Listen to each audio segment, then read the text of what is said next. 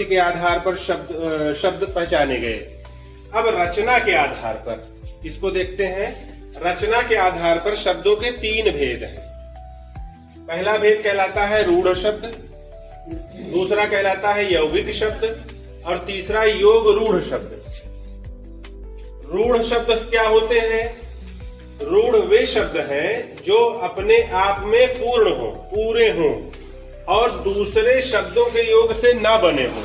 दूसरे शब्द उसमें और नहीं जुड़ रहे हैं। शब्द क्या होंगे? जिसमें एक से ज्यादा वर्ण मिले हों वे शब्द होते हैं।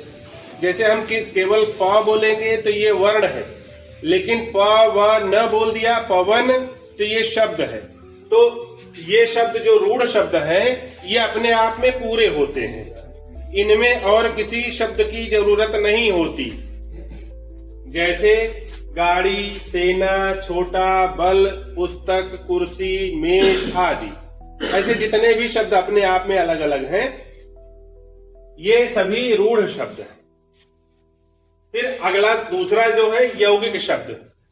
यौगिक देखो योग शब्द से बना हुआ है यौगिक, और योग का अर्थ होता है जोड़ना। जोड़ अर्थात जहां पर एक से ज्यादा शब्दों का जोड़ है वही शब्द जो है वो यौगिक है।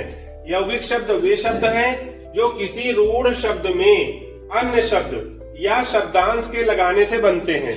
रूढ़ शब्द मतलब ये वाले, ये जो उदाहरण स्वरूप दिए गए गाड़ी, सेना, छोटा बल, इस तरह के जो शब्द हैं इनमें कोई एक शब्द और जुड़ गया तो ये बन गया यौगिक शब्द। जैसे उदाहरण में समझते हैं पाठशाला।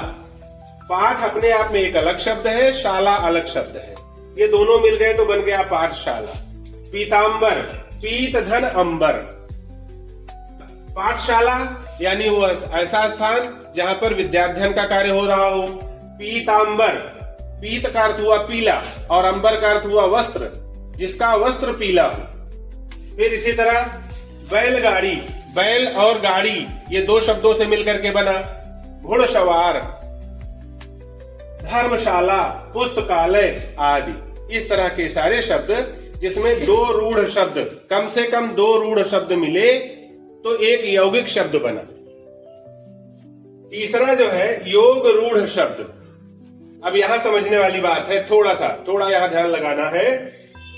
जो शब्द यौगिक होते हुए भी किसी एक ही अर्थ में रूढ़ हो जाते हैं, मतलब ये हैं तो ऐसे शब्द जिनमें एक से ज्यादा रूढ़ शब्द लगे हुए हैं, लेकिन इनका अर्थ किसी एक व्यक्ति के लिए या एक